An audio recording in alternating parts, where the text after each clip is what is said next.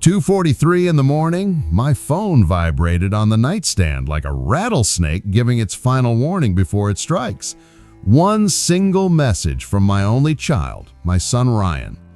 Dad, I know you paid $420,000 cash for this house, but Victoria, my mother-in-law, doesn't want you at Thanksgiving dinner next week.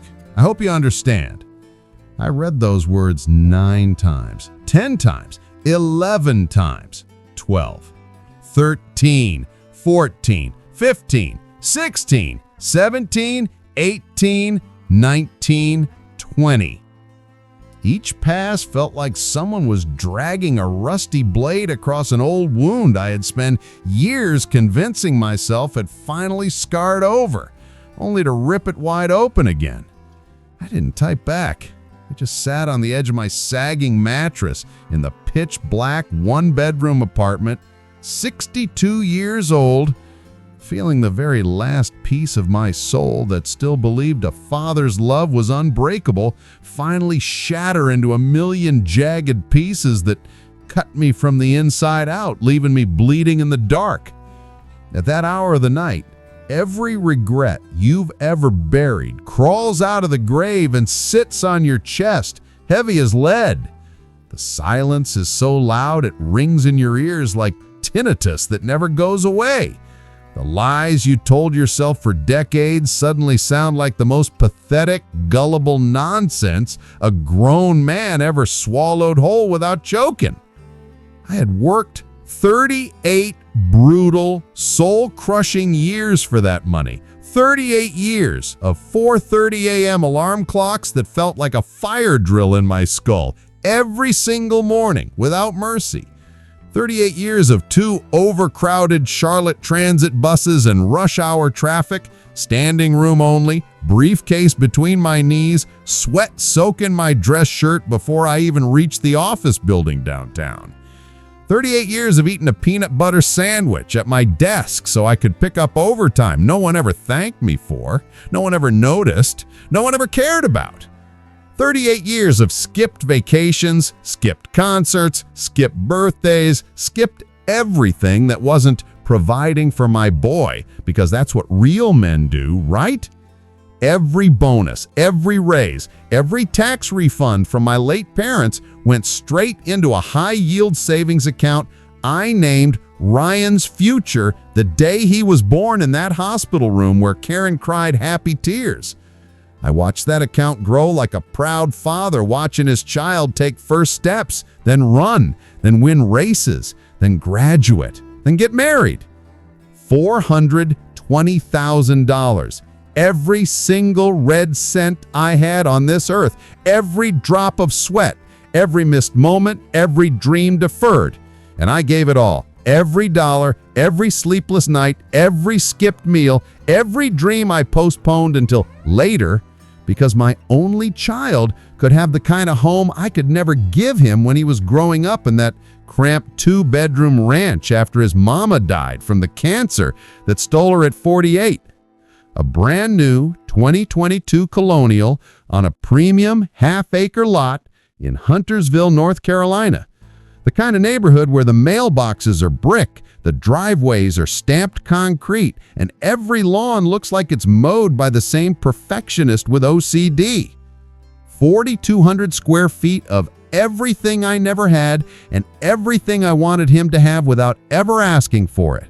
4 bedrooms upstairs, each with its own walk-in closet bigger than my current bedroom, bigger than the room Ryan grew up in. A master suite with a tray ceiling, his and hers vanities, a soaking tub I paid extra for because Sarah saw it on HGTV and said it looked so relaxing after long shifts at the hospital. 3.5 baths with quartz vanities, frameless glass showers, rain shower heads that cost more than my first car, a 1987 Chevy Cavalier with 200,000 miles, a cracked dashboard, and a heater that only worked on high. Or not at all. A gourmet kitchen with a 48-inch wolf range, sub-zero fridge, double ovens, a pot filler over the stove, and an island so big you could host a Thanksgiving dinner just on the countertop without ever touching the dining table. Hardwood floors that glowed like warm honey in the sunlight, running from the two-story foyer all the way to the covered back porch with the outdoor fireplace I paid $28,000 to have built because Ryan said it'll be perfect for watching football in the fall with the grandkids one day. A backyard that backed up to protected woods, room for a pool, a treehouse, a tire swing, Sunday barbecues, grandkids running wild while I sat in a rocking chair watching them with a cold beer and a full heart that finally felt at peace. An absolutely finished basement with a wet bar, 85-inch OLED TV, built-in surround sound, a spare bedroom everybody jokingly called Grandpa's crash pad, a full bathroom with heated floors, and even a small wine cellar because Victoria said, "Every proper home needs one, darling. It's non-negotiable." Morning sun pouring through those massive Pella kitchen windows like liquid gold, the kind of light that makes you believe in second chances and new beginnings and families that actually stay together. I was promised on everything holy, promised with tears in their eyes that house would always be half mine, that I would always have a key on my key ring right next to the one for my apartment, that I would always have a seat at the table, always have a bed made up, always have a voice that mattered, that when the grandbabies came, I would be the first one they ran to with sticky fingers and gap-teeth smiles and calls of Grandpa. Instead, I had just been uninvited from the biggest holiday season of the year in the house I bought with 38 years of blood, sweat, and quiet and invisible sacrifice that nobody ever acknowledged. Before I start this story, if you've ever drained your life savings, your retirement, your very future for your children, only to watch them slowly, carefully, deliberately push you out of the life you paid for, like you were nothing more than a walking ATM with abandonment issues, stop everything you're doing right now. This story is exploding across the internet because millions of parents are finally waking up and saying, "No more. I choose me." Smash that like button if you've ever felt like nothing more than a human bank account to your own flesh and blood. Subscribe and hit the bell. We drop a new redemption story every day that could save your soul from years of silent suffering. My name is James Michael Carter. I'm 62 years old. Retired senior accountant from Wells Fargo Corporate in Uptown Charlotte. 38 years, gold watch, the whole bit. The kind of career people say, you should be proud of, while they forget the man behind the title.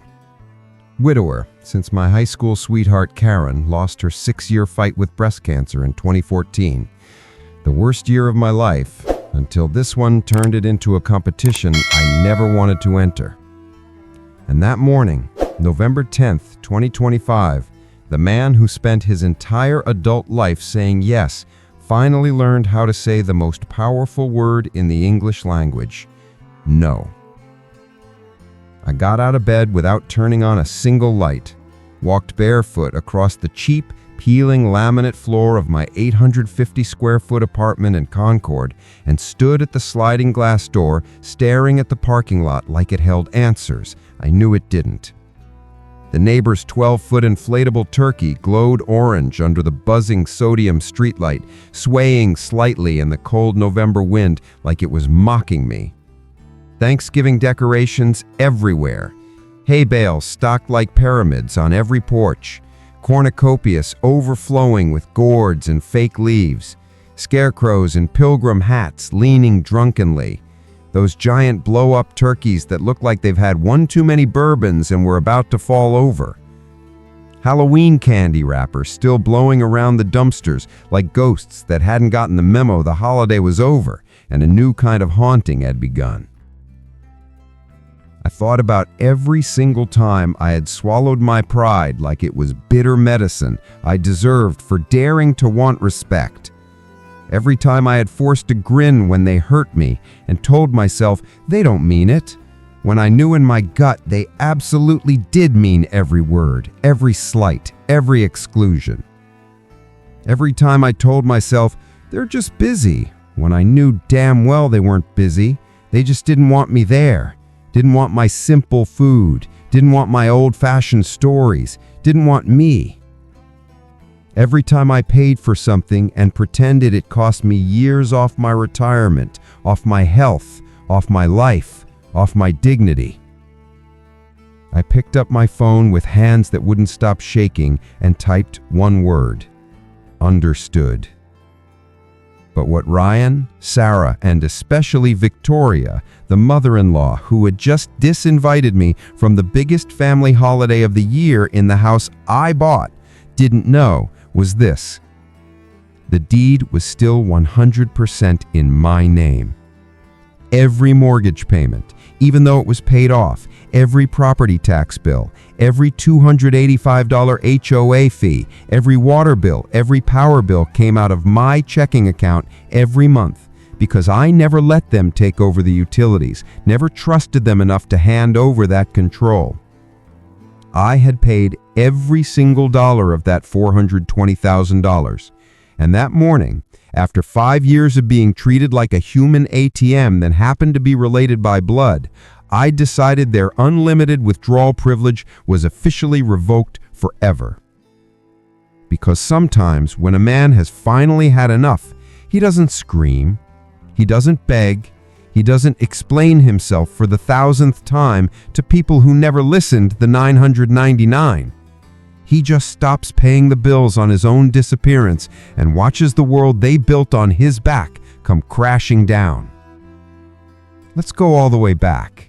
Every painful, humiliating, soul-crushing detail so you feel this in your bones, the way I still do every single night when I close my eyes and remember. 2019. Ryan was 28. Fresh off his mechanical engineering degree from NC State, working his first big job at Siemens in Charlotte with a salary that made my eyes water. He brought Sarah home on a Sunday after church at Elevation, the big one in Ballantyne with the lights and the band and the coffee bar. She walked in wearing a yellow sundress that made her look like sunshine personified, carrying a homemade peach pie she baked herself from scratch using her grandmother's recipe. Antioxidants, and laughed at every single one of my terrible dad jokes like they were the funniest thing she'd ever heard in her life. For the first time since Karen's funeral, since I stood in that cemetery in my black suit, watching them lower the love of my life into the ground while Ryan held my hand so tight his knuckles went white, my little ranch house in East Charlotte didn't feel like a museum of grief and loss. I liked Sarah immediately. I wanted, God help me, I wanted so badly to like her parents. Victoria and Richard Langford, old Charlotte nunny going back 4 generations to textile mills and tobacco farms that built half the city. Myers Park address on Queens Road West, the kind of street where the houses have names like Windmere or Oak Haven, not numbers. 3 Mercedes in the driveway, his LGS, her G-Wagon, and one for the lake house they barely used because St. Bart's was more their speed. Victoria wore pearls to a Panthers tailgate and carried a Louis Vuitton Neverfull to Harris Teeter like it was the most normal thing in the world. Richard's handshake was the kind of limp, damp thing that made you want to wash your hands with bleach afterward and never touch anything he touched again. They talked about their boat on Lake Norman, a 42-foot Sea Ray they named Victoria's Secret because of course they did. Their membership at Carmel Country Club, where the initiation fee is more than I made in 5 years. Their box at Bank of America Stadium right on the 50-yard line. Their charity galas where tables started at $25,000 and they always bought 2 just to show they could. I smiled and nodded and paid for dinner at the Capitol Grill because we're celebrating the kids and I wanted to be the bigger man, the better man, the father who gave his son everything. 2020, the wedding.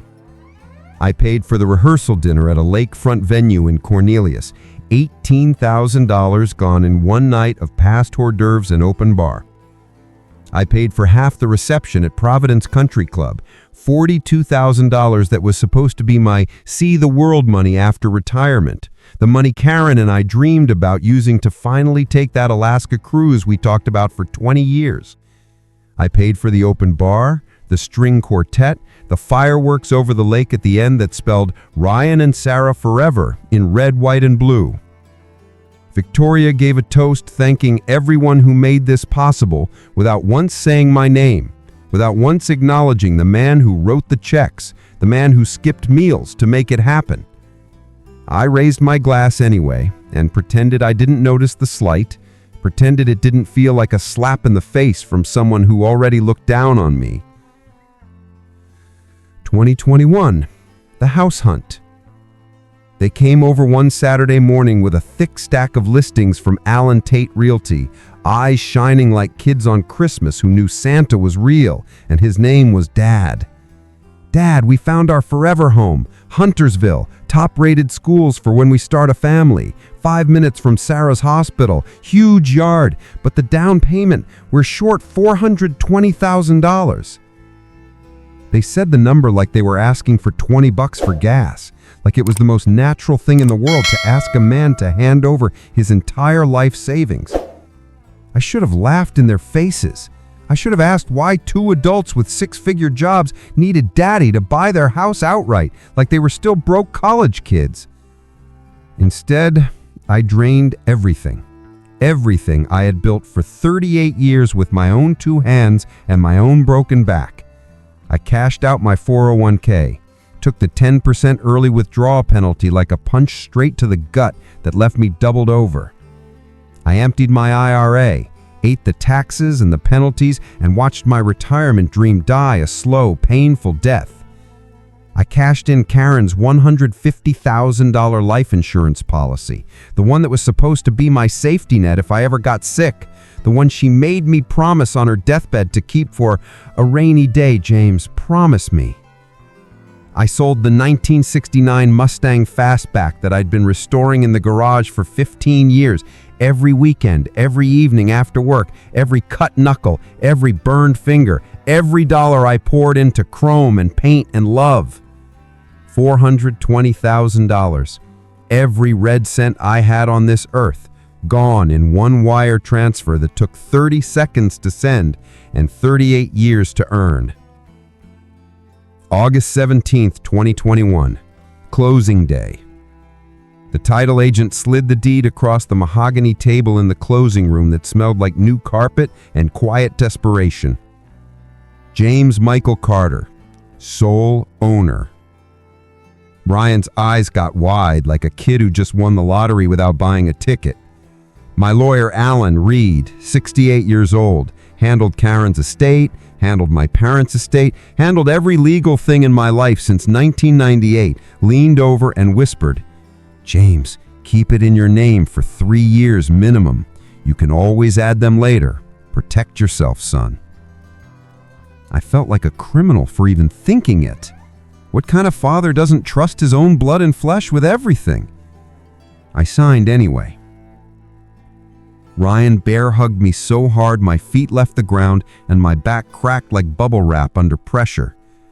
This is your house too, Dad. The entire basement is finished. That's your man cave whenever you want it. Wet bar, 85-inch TV, recliner with your name on it, and the guest suite upstairs? We're calling it the James Carter Wing. You'll be here every weekend when the babies start coming. Hell, move in if you want. We've got room for you always. Sarah kissed my cheek, tears in her eyes that looked so genuine. We love you more than you'll ever know. We could never do this without you, Dad. I believed them with every cell in my body, every beat of my tired heart. I went home that night and cried happy tears for the first time since Karen's diagnosis, thinking maybe, just maybe, all the sacrifice had been worth it, that I had finally built something that would last. The first year was pure, unfiltered magic that I still look back on with a smile and a pain in my chest. I helped pick out paint colors, agreeable gray in the living room because it looked warm in the sunlight streaming through the windows. Sea salt in the kitchen because Sarah said it reminded her of the beach and made her feel calm after 12-hour shifts.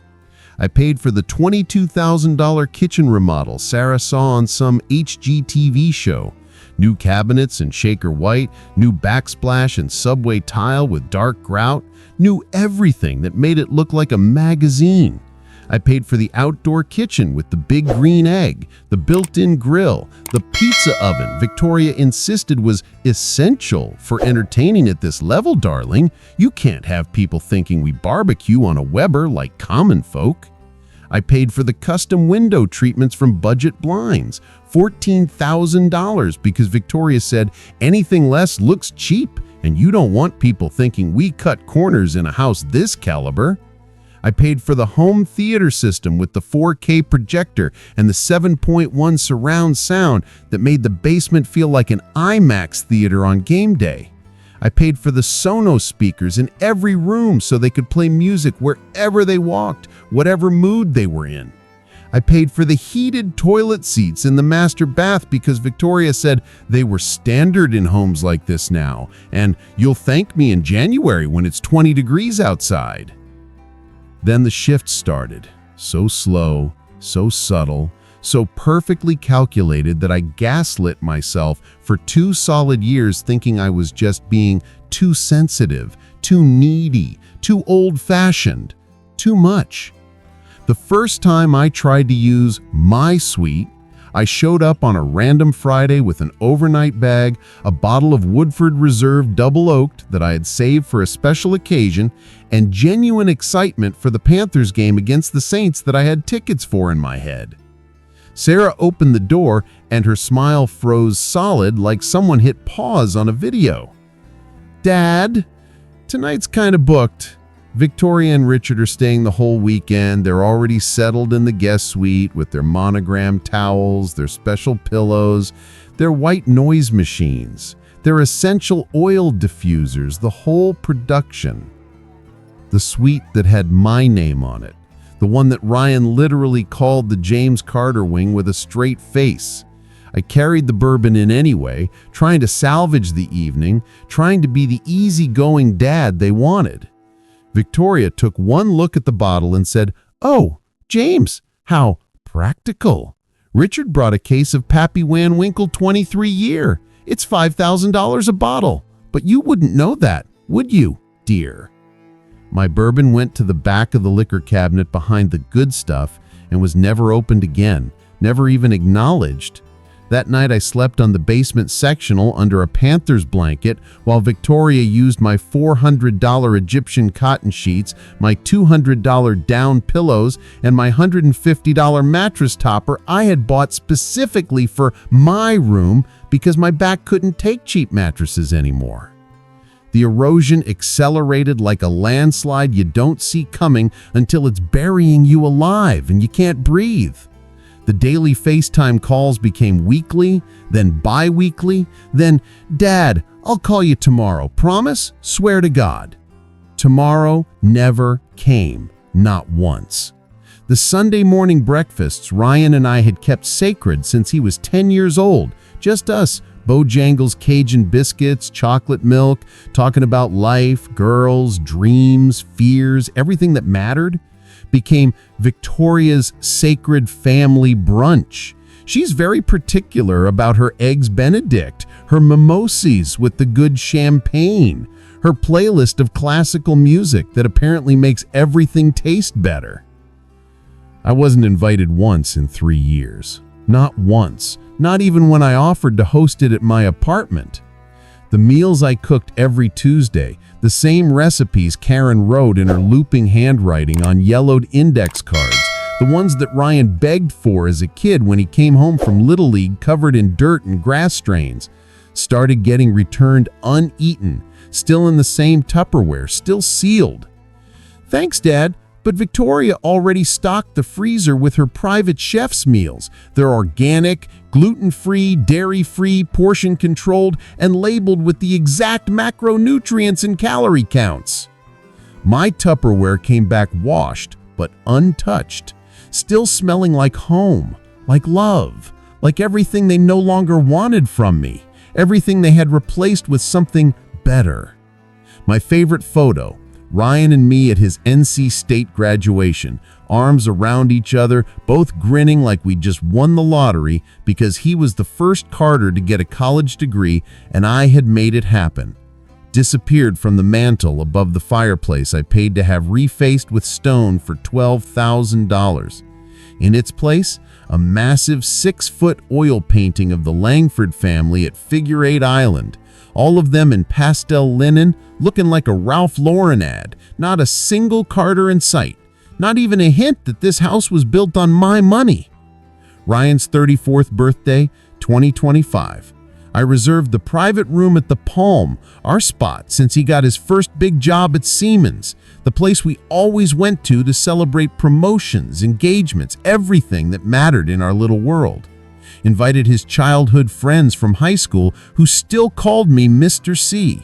My sister Claire, who drove 3 hours to be there, had a limited edition Omega Seamaster Diver 300M ready, the exact watch he'd been eyeing for 2 years, the one I saved 6 months of my pension to buy. Sarah called the day before in tears that sounded real.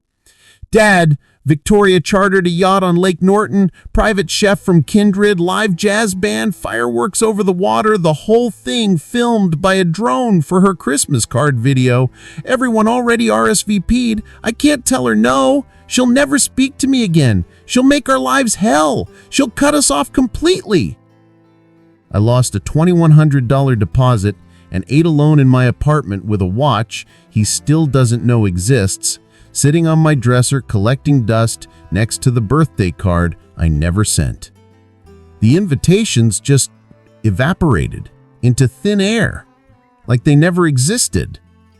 I became the guy they called when the pool heater broke and needed $12,000 the week before Christmas because we're hosting the neighborhood party, Dad. We can't have a cold pool. The guy they called when Victoria's dog needed emergency surgery and, "Could you Venmo us $8,400? We'll pay you back after bonus season. Promise." The guy they called when the home theater projector died and, "You're good with this stuff, right, Dad?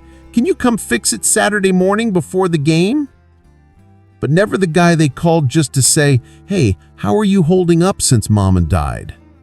Never the guy they called to watch the Panthers game and eat wings and yell at the TV like we used to. Never the guy they called to help pick out baby names when Sarah finally got pregnant and then miscarried, and I found out 3 weeks later from Claire, who heard it from a mutual friend. November 5th, 2025.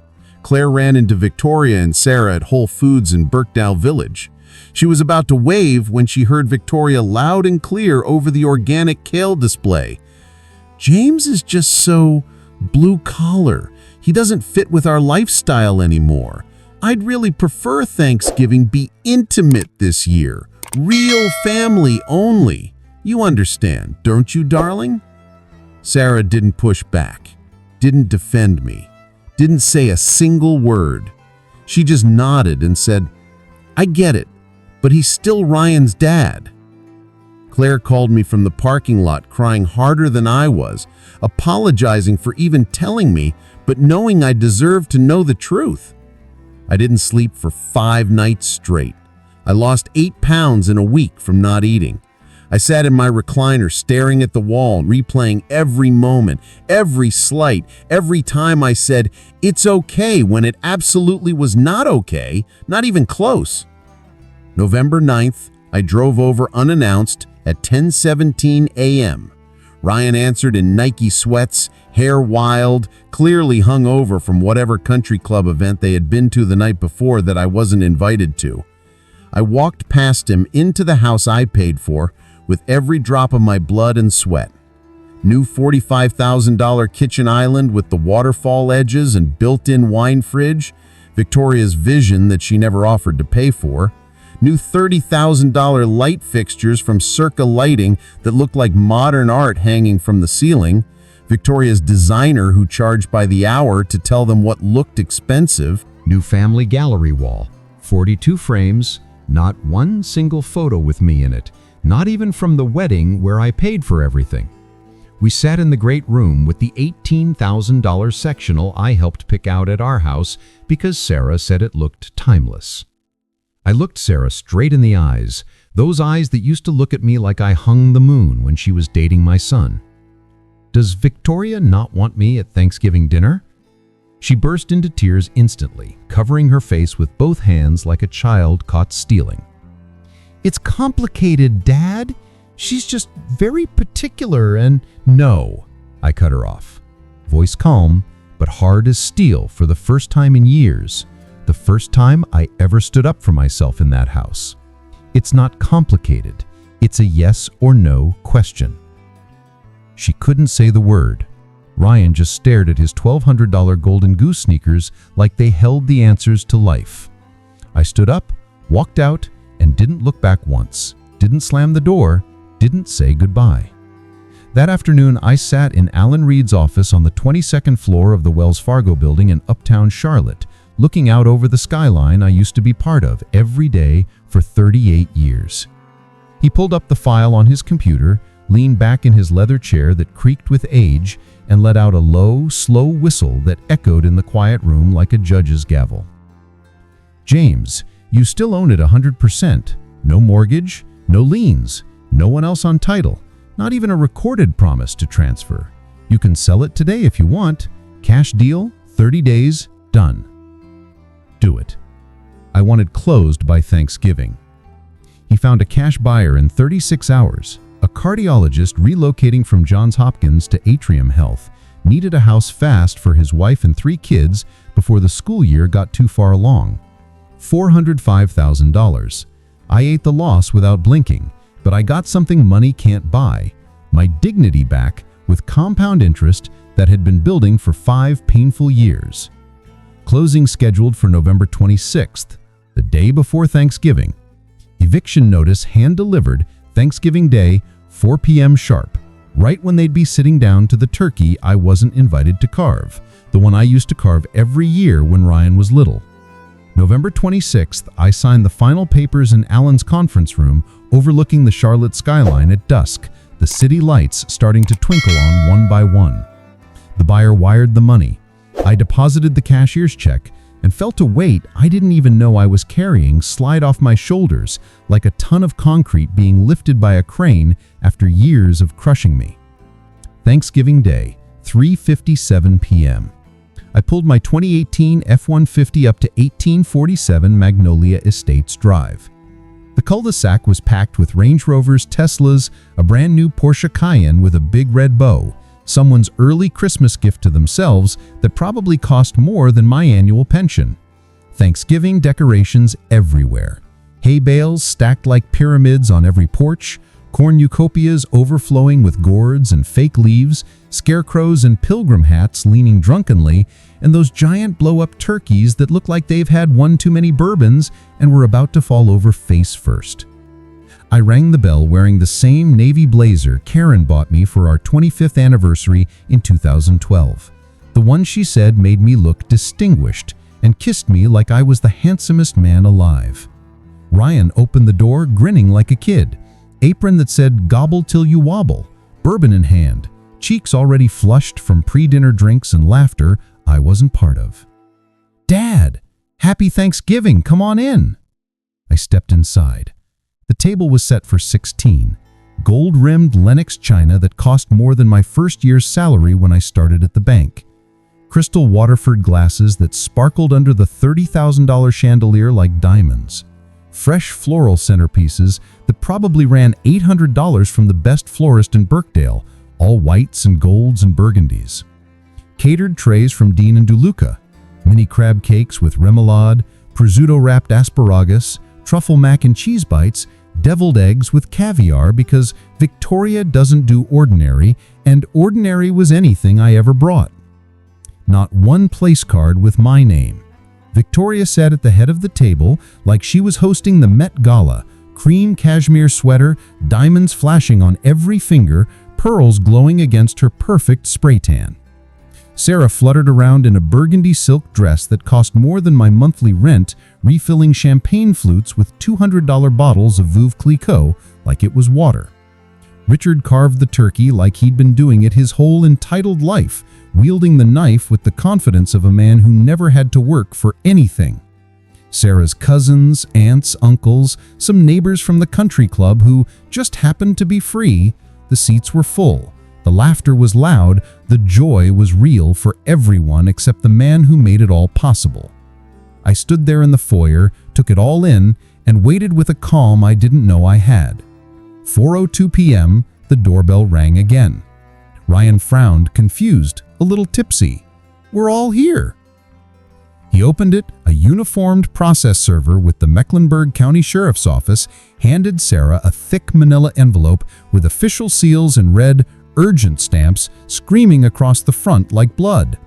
She tore it open right there in the foyer, standing on the marble floor I paid with 38 years of my life. Her face went ghost white. Her knees buckled like someone cut the strings on a puppet.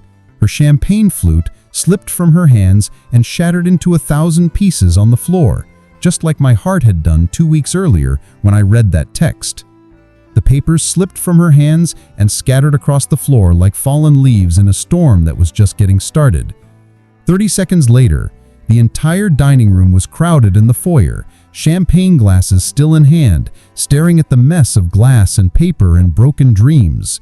Sarah's hands shook so hard that the remaining pages rattled like dry branches in wind. You sold our house? Yesterday?" "Closed at 11 a.m., I said, voice steady as November air, steady as the man I should have been all along. "New owner takes possession December 26th. You have exactly 30 days to vacate the premises." Victoria exploded like a volcano that had been dormant for decades, her face turning a shade of red that clashed violently with her cream sweater and perfect makeup. "This is fraud! Grand larceny! Elder abuse! I'll have you in jail by morning! I know people, judges, lawyers, the sheriff himself. You'll never see your grandson again." "Your grandson makes $185K a year plus bonus and has 30 days to find a new place. He'll be just fine. Might even learn the value of $1 he didn't inherit."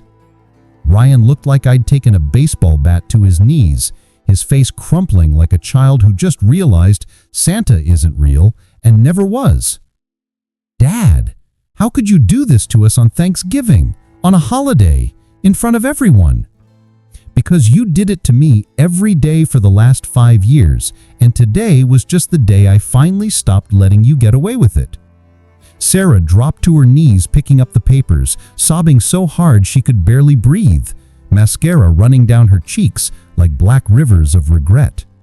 "We can fix this. Please, Dad. We'll do anything. We'll put your name on the gallery wall. We'll have brunch every Sunday. We'll tell Victoria to go to hell. Please." 6 months ago, I would have burned the world down to hear those words from you. Today, I'm keeping the matches and the house keys that no longer open anything for you. I walked out while they screamed, begged, cursed my name, threatened lawyers, threatened to never speak to me again, threatened to tell the entire neighborhood what a monster I was, what a cruel, bitter, resentful old man I had become. Got in my truck, drove to Lake Norman, parked at the public access ramp where teenagers make out on Friday nights, and watched the sun bleed orange and purple across the water until the stars came out one by one and the moon rose silver over the lake like a promise kept. Didn't cry once, just felt free for the first time since the day Karen took her last breath in that hospital bed while I held her hand and promised her I'd take care of our boy no matter what. The fallout was long, loud, messy, heartbreaking, and absolutely, perfectly glorious in its justice. They found a 1,900 square foot townhouse in University City, 3 bedrooms squeezed together, no yard, no basement, HOA that charges extra if you park a work truck in the driveway overnight. Victoria's offer to take them in until they get back on their feet lasted exactly 4 days before she decided her custom silk drapes and marble floors couldn't handle toddler fingerprints and dog hair and the energy of a home that isn't curated to the standard we're accustomed to. Ryan finally told her things he'd been swallowing since he was 12 years old, things that broke something permanent between them and freed something permanent inside him that had been chained up for 34 years by guilt and expectation. Sarah showed up at my apartment 3 days later with 2 cardboard boxes of my things, my sheets, my pillows, my Panthers blanket, a few tools I'd left in the garage, the framed photo of me and Ryan at graduation that had been accidentally packed away, and eyes swollen shut from crying for 72 hours straight without sleep. We sat at my tiny kitchen table that wobbles because one leg is shorter than the others and talked until the sun came up and the birds started singing their morning songs. She admitted she had become someone she didn't recognize, someone who chose easy over right, comfort over loyalty, appearances over love, someone who let her mother-in-law turn her into a person she was ashamed to look at in the mirror. Admitted she had chosen the path of least resistance for years because confronting Victoria felt impossible, like trying to move a mountain with a teaspoon and no strength left. Admitted she was terrified of losing me forever, and that she finally understood she had been losing me, one ignored call, one rejected meal, one canceled plan, one erased photo at a time. We rebuilt, one honest conversation, one shared coffee at Amelia's bakery where we used to go when they were engaged, one tearful apology at a time that actually meant something. With boundaries this time. Boundaries made of reinforced steel and locked gates, and passwords they would never guess, and consequences they would never forget. 2 years later, Thanksgiving 2027, we gathered in their modest townhouse that smelled like lemon pine sol and hope and second chances. Folding tables pushed together end to end, covered with mismatched tablecloths because the good ones didn't fit anymore and didn't matter anyway. Paper plates because the good china was in storage and nobody cared. 16 people, shoulder to shoulder, laughing too loud, passing food family style like we used to when Ryan was little and money was tight, but love was abundant and free.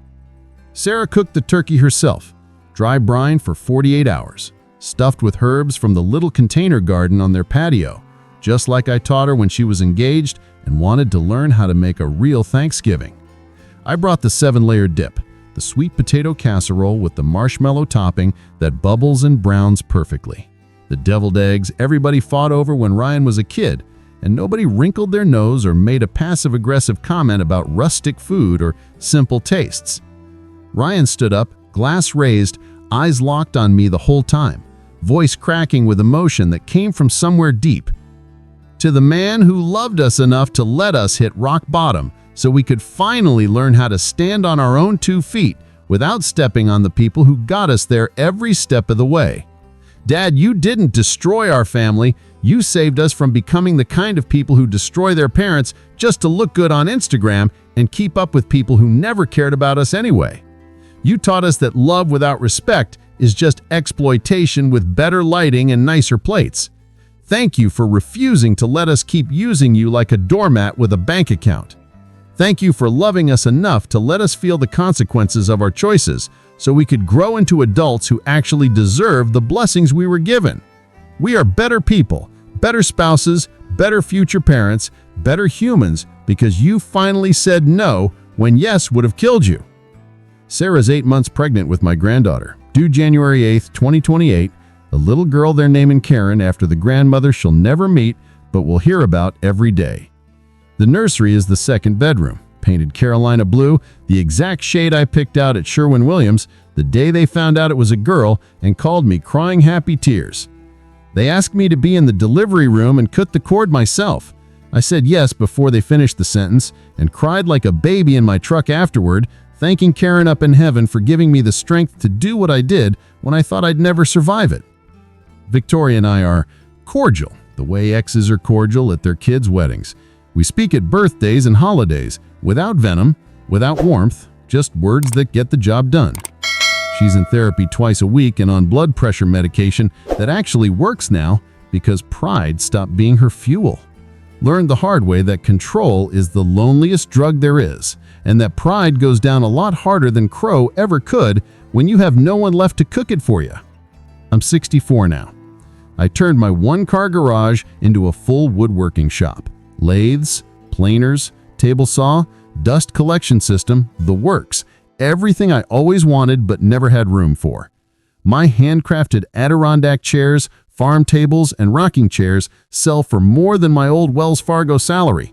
People love the story behind the grain, the story of a man who built beauty out of the broken pieces of his life. I'm dating Linda, retired elementary school principal, who laughs at my dad jokes, makes better chili than I do, and thinks I hung the moon on my bad days when I'm quiet and far away. And I sleep 8 hours a night like a man who finally owns every single inch of his life. No guilt, no regrets, no more financing my own disappearance for one more second of one more day of one more year. Sometimes, the most expensive thing you can ever buy isn't a $500,000 house with quartz counters and a 3-car garage and a backyard big enough for every dream you never got to live yourself. It's the moment you decide your peace, your dignity, your worth, your health, and your future are worth infinitely more than their comfort, and you refuse to pay for your own erasure for one more second of one more day of one more life. If this story just cracked your chest wide open and lit a fire under you that's been smoldering for years, decades, a lifetime, do these 3 things right now. Smash that like button so hard YouTube has to show this to every parent who's been treated like a human ATM by their own kids. Subscribe and turn on all notifications. New story every day that could save your life from silent suffering. Comment, "I choose myself first" if today is the day you finally stop accepting crumbs from the table you paid for with your blood, sweat, and 38 years of quiet, invisible sacrifice. I'll see you in the next one. You deserve the best seat at every table you built. Never forget that. And never, ever let them make you stand in the corner again. You are worth more than they ever showed you. And it's time the world knew it.